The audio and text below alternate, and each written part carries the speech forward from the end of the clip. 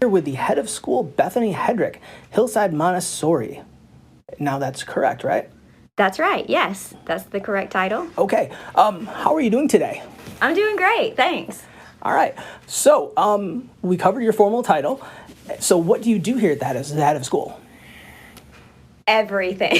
Everything from working with our board of directors to make strategic decisions about the future of the school and the direction that we're going in, to taking care of our staff and building relationships with our parents and students, making sure that the classrooms are running the way that they should, to forming relationships with other organizations in LaGrange so that we have strong partnerships and the school has connections to entities outside of ourselves, to taking out the trash and ordering toilet paper when we need it. Okay.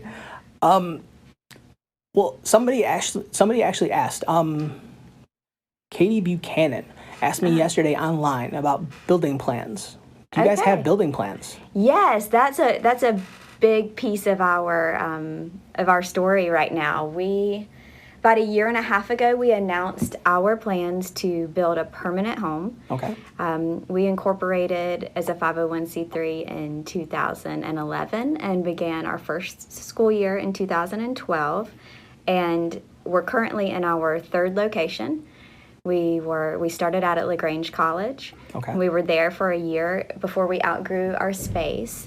Then we moved to another location for a year and found that we needed still more space. So in our third year, we moved here to Unity Elementary School. The school system has been generous enough to lease this building to us, and this is our 6th year here.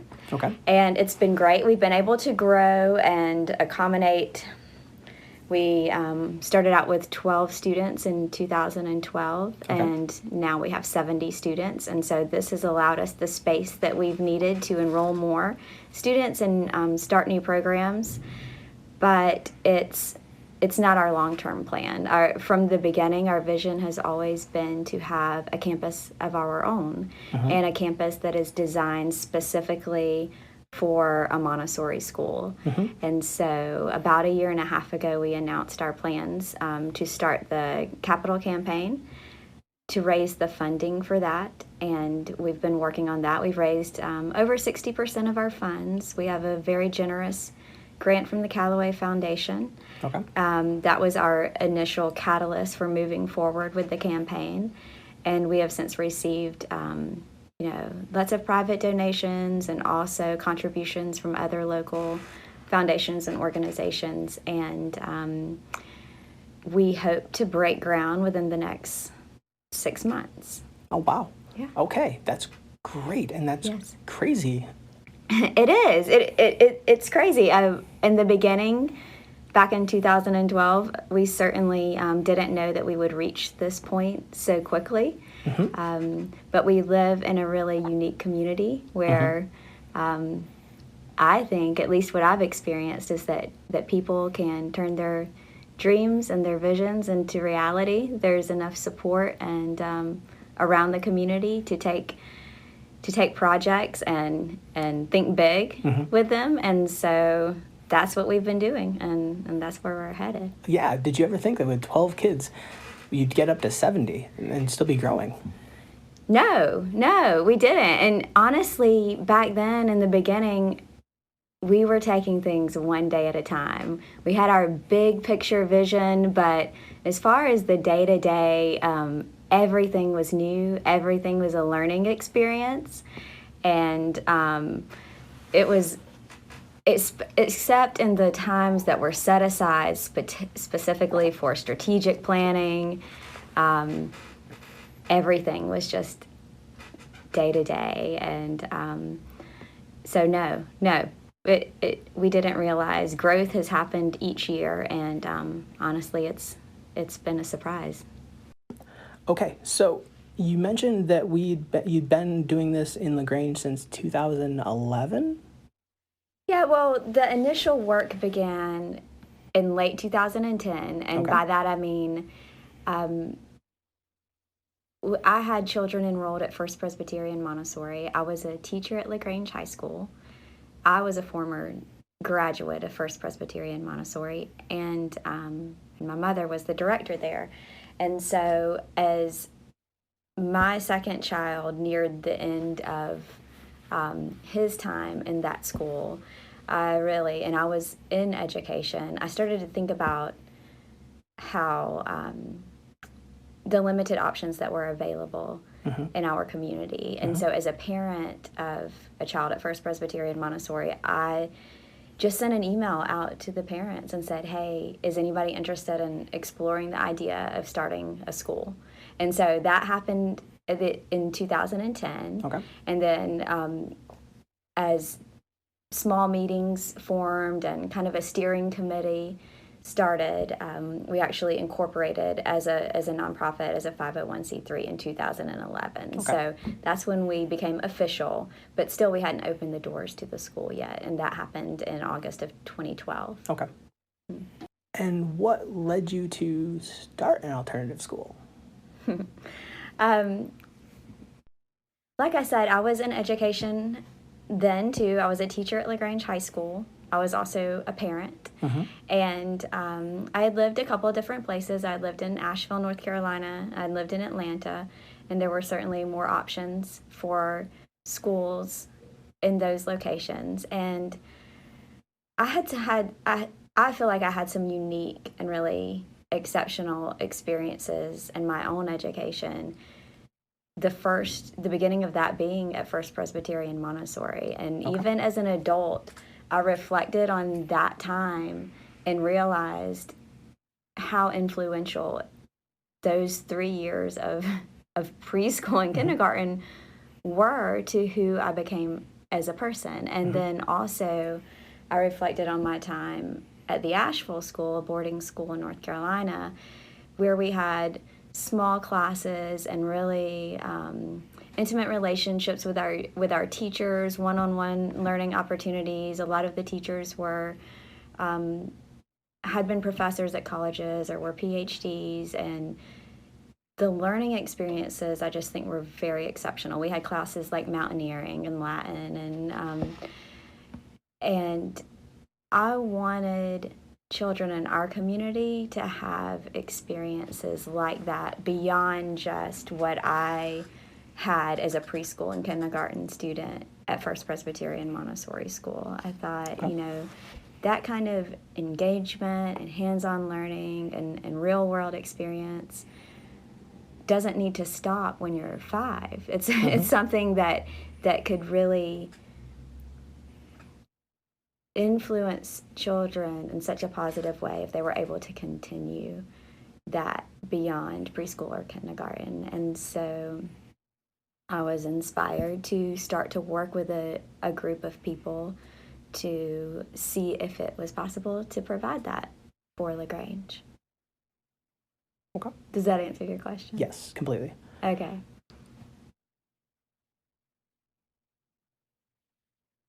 I'm trying to figure out how to word this. What are the best resources that have helped you along the way?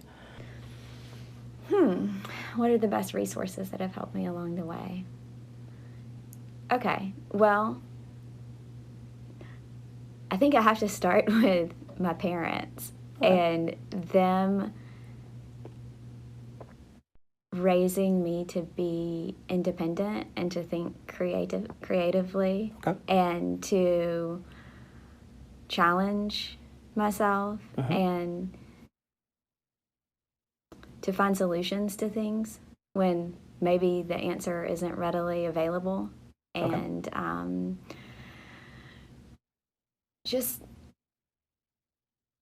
I was never pressured to conform to the status quo. I think my parents always pushed me and my siblings to make happen what we wanted to see happen. Something that I remember hearing over and over again as a child, and in my mind, every child heard this, but I realized the older I become that that's not necessarily the case. But my dad told me, at least a couple of times a week, you can do anything you put your mind to. And I think that was just my mantra growing up and even into adulthood, that there are limits, but a lot of them can be overcome if you're willing to work hard, and if you're willing to think outside the box. And so first and foremost, definitely my parents. And more recently, just in the years, well, I think certain educators that I had along the way too were certainly resources that contributed to the fact that this school did happen, that this school exists now, because I understand from having benefited from educators, from teachers or professors who were willing to invest in their students and to make learning enjoyable and to challenge myself and my peers. I learned how educators can be life-changing and how important it is for students at whatever level, whether in the earliest years of formal education or in high school or in college, how important it is for students to have that kind of influence. So certainly educators have been resources that have influenced me along the way. And then just the people that came together to make this school happen. Our steering committee, our original steering committee, was my mother, Pat Headrick, and Melinda Pomeroy Black, and Christina Thurman, Melina Moyer, Stacy Malone, and Laura Fuller. And none of us knew what we were doing, but we were certainly assets and resources to one another. And then we would have to reach out to other people in the community and ask questions and do research and find answers and things like that. So, friends being willing to work collaboratively and slowly and tediously piece together the things needed to start a school from the ground up and make it work. Those are the resources that readily come to mind. Okay.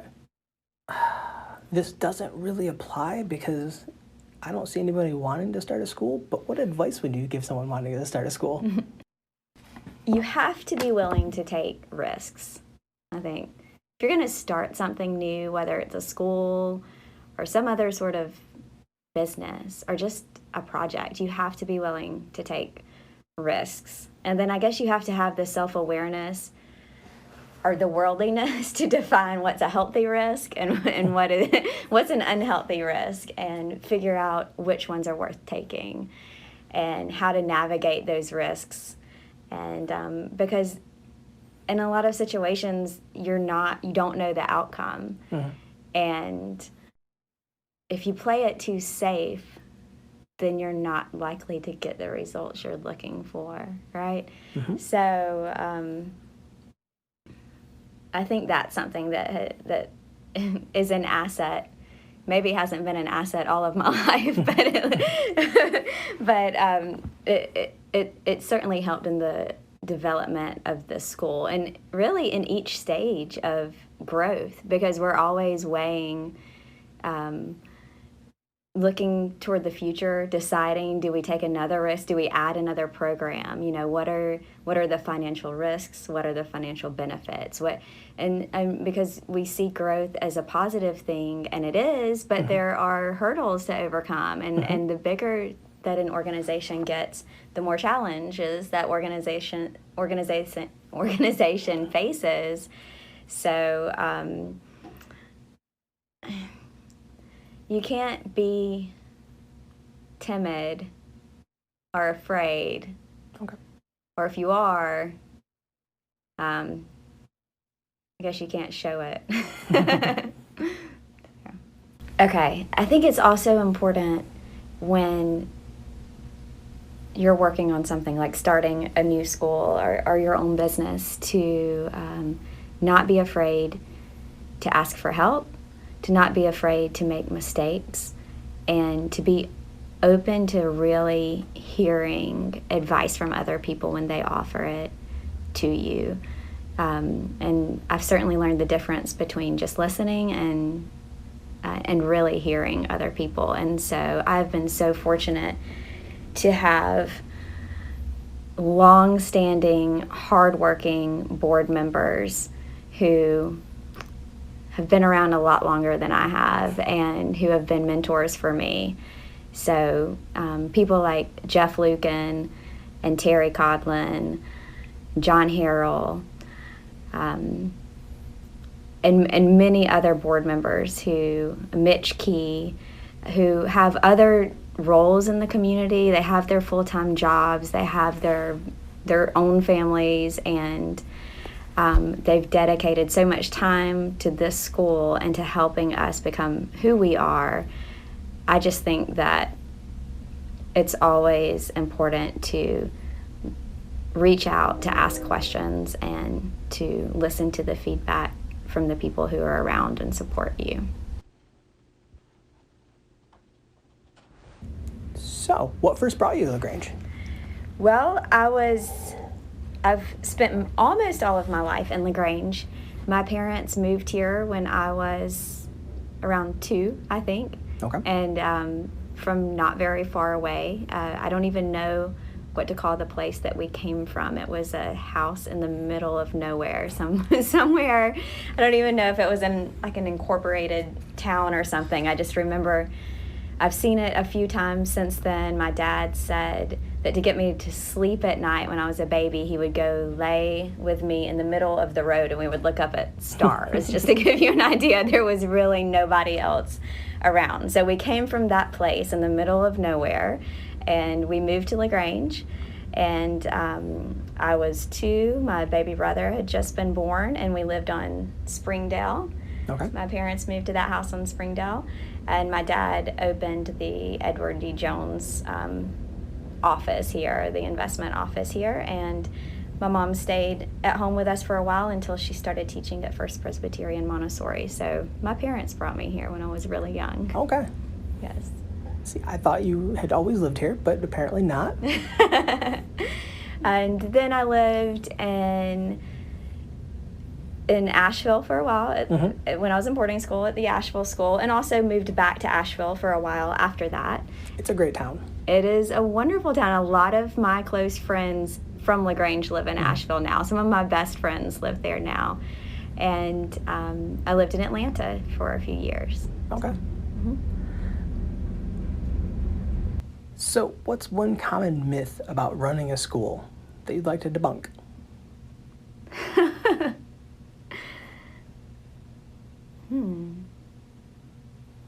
I don't know if I've heard any myths about running a school or what they might be. I do not ever put kids in the chokey. I don't know if you've read Matilda and then seen the movie. My kids have all of Roald Dahl books, and my girls now, I think we've watched Matilda. After having read the book, we've watched Matilda so many times. So, what is her name? Anyway, that maybe a myth is that the head of school, the principal, whatever, doesn't have to lock kids in the chokey to make sure that discipline and order abound. Actually, I think that a much better approach is showing the children the respect that we all deserve. And so maybe that's a myth that needs to be debunked. All right. What's your favorite story about living in LaGrange? Favorite story about living in LaGrange? There was a time in LaGrange, I don't know if you were around then. I've only been here for 10 years. Okay, so you weren't around during this time. It's back in the years preceding the 96 Olympics. Okay.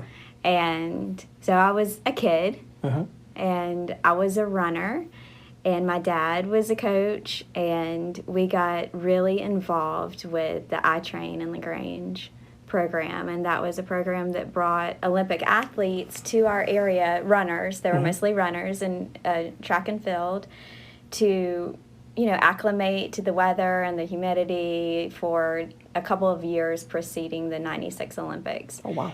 And there were some other programs that spawned from that, from the I Train in LaGrange program. There was the Olympic Ambassador program that local children were able to participate in through their schools.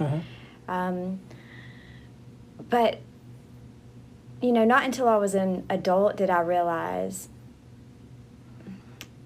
what an important part of my life that was. These were Olympic athletes. All of the ones that I got to know were from various countries in Africa, and I got to train with them and run with them.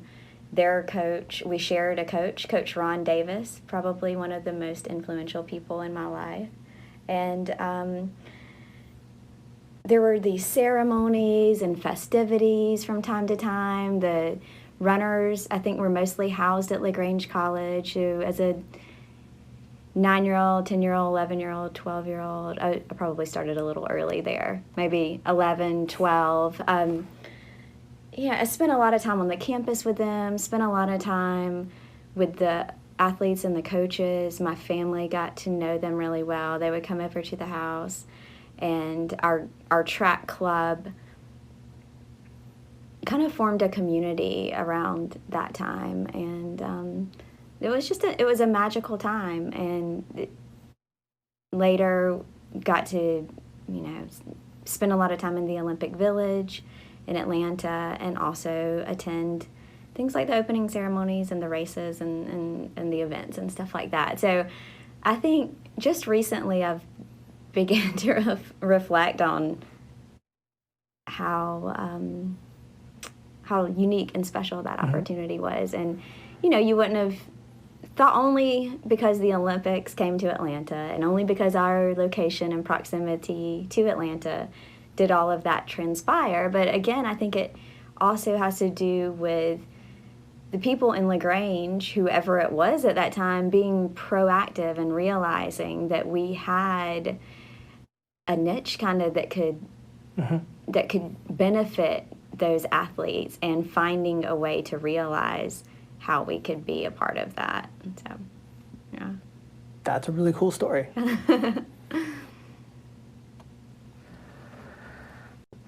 So what would you say is your favorite spot or place in LaGrange? Now, this doesn't have to be a restaurant necessarily, but it could be. Okay. I love going to the lake. I grew up on the lake, and now I live really close to the lake, and not necessarily a specific place on the lake. We live close to Sunny Point, so we can pull over and park our car, and the kids can get out and walk on the shore there, or I could just walk a really long distance through the woods to get to the shore, which I do also. But I think it's so nice.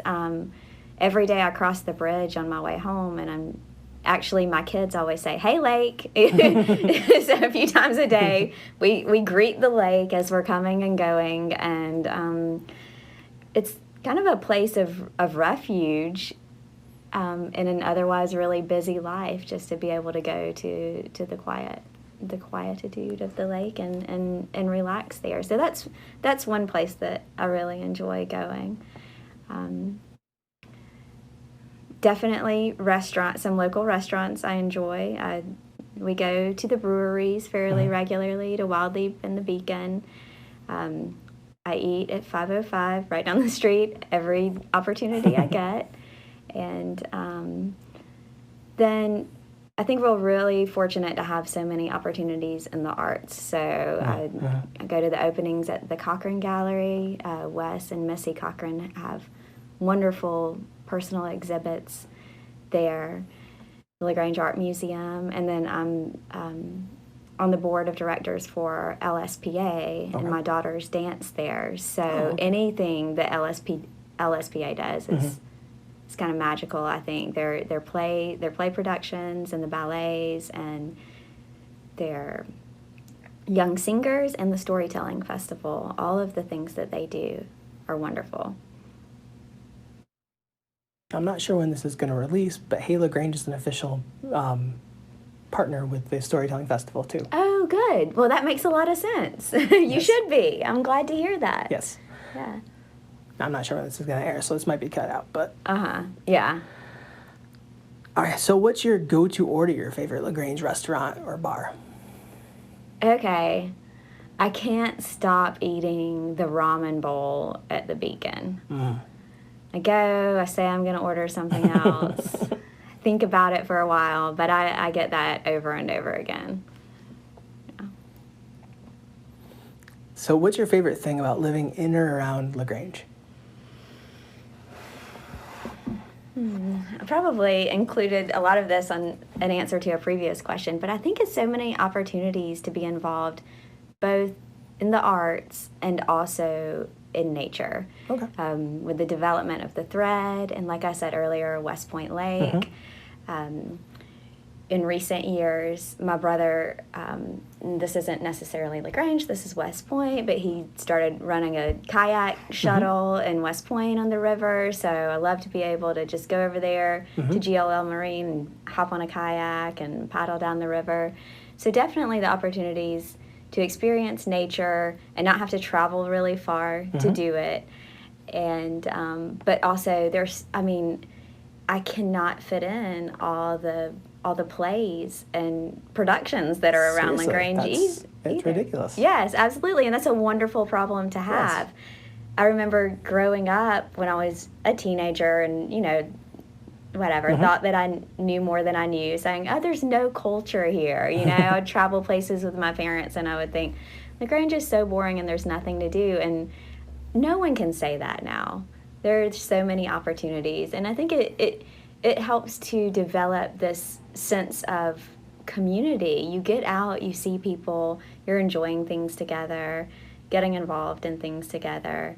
And that happens both with the arts and with the outdoor resources that we have too, I think. All right. So you may have covered this a couple times now, but what's the hidden gem in LaGrange that no one else knows about? Okay.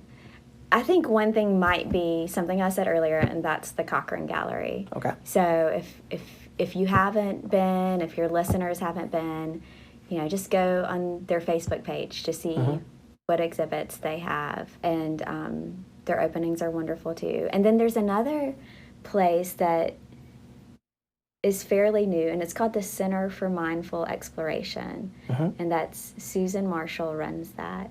And I think it's probably kind of a hidden gem right now, but more and more people, they have community meditation, certain weeks of the month, I think, maybe once a month, they have community meditation. They have classes and workshops, and I think it's a gem because most of us live such busy lifestyles now, and what Susan and her staff are trying to do are help us to develop mechanisms within ourselves to slow down and be more mindful, be more aware of what we're doing and what's going on around us. And I think that helps us to also be more appreciative and to just be better people in general.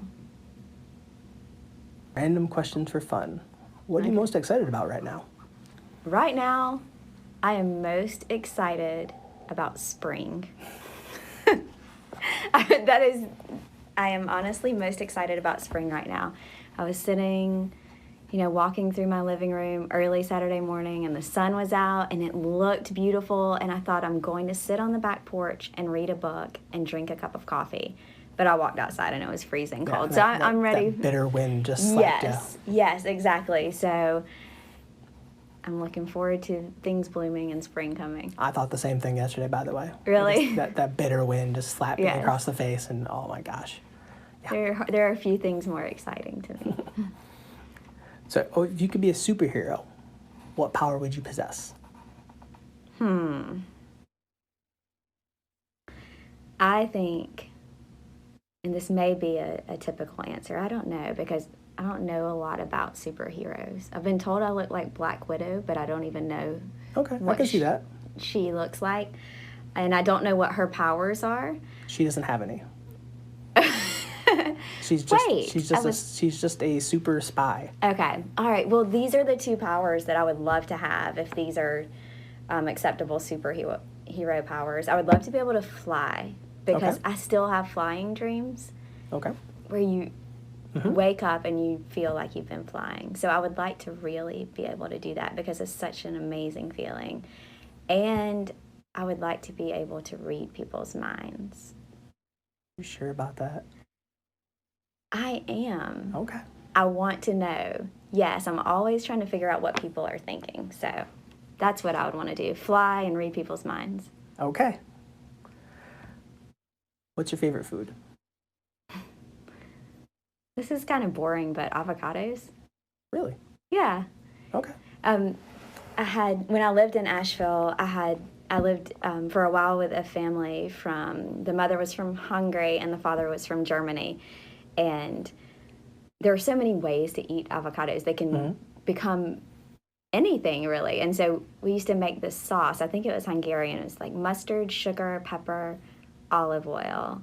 And you mixed it in. You cut the avocado in half and pour that sauce in the whole of the avocado. It's delicious. And lemon. Did I say lemon? And so that made me start thinking about different ways to eat avocados. And my mind's still blown by the soup recipe. Okay, yeah, you have to try that. Okay. I'll try to write down. Like, the extent of my avocado recipes is guacamole. Right. Anyway, yeah. Continue. This is a new experience that you should definitely try. I'll write it down for you. So, I don't know. We just eat a lot of avocados for breakfast, for lunch. Avocado grilled cheese sandwich, avocados with lemon, avocados with eggs in the morning. That's my favorite, I think. My wife and son love avocados, so really? All right, I'm going to start experimenting. Okay. A poached egg on top? Mm-hmm. That's really good. I buy lots of guacamole and make lots of guacamole, and I kind of use that to appease them. Mm-hmm. But, okay. Favorite beverage? If it makes you feel better, Shannon Gavin Johnson said water. I mostly drink water. That's an honest response. I mostly drink water. I'm not going to say it's my favorite, but it's the thing I drink the most of. And then we go to the Beacon and Wild Leaf a lot too. So I think it's fun to have local beers to try that are made here in LaGrange. That's a top choice too. Mm-hmm. All right, favorite kids book. This comes from my wife, Florence Barnett. Okay. Well, I mentioned earlier that my children, especially my daughters, have loved Roald Dahl books. So Matilda might be my favorite children's book at this point because they've both enjoyed it so much. My sons are older and they enjoyed different books. You know, as a parent now, most of what I experience is through my children, right? I'm not speaking about what I like the most necessarily, but what I've enjoyed experiencing with them and also with my students when I was still teaching in the classroom. We love to read The Lion, the Witch, and the Wardrobe. And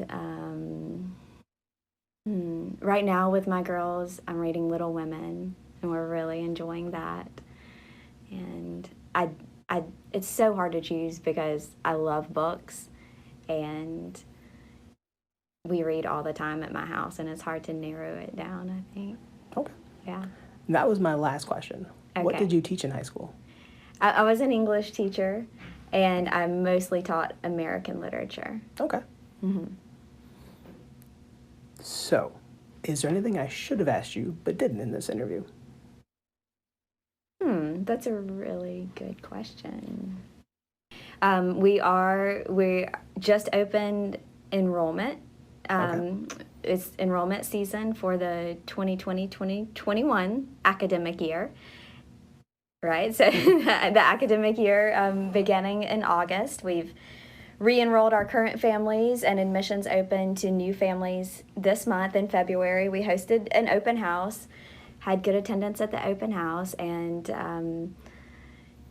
it's a great time of the year for people to come and just visit Hillside Montessori.